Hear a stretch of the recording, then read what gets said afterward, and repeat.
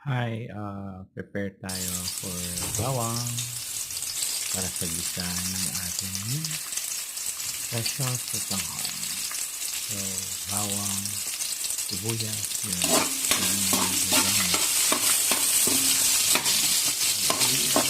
Bawang.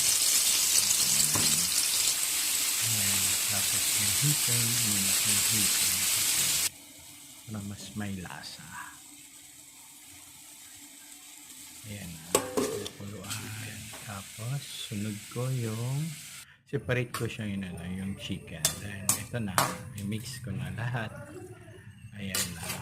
Sarap. Kasi maulan ngayon, guys. Kaya yun, kailangan natin ng sabaw. Sarap na, di ba? Sa mukha pa lang. So guys, gawin ito dahil sobrang sa tagulan to.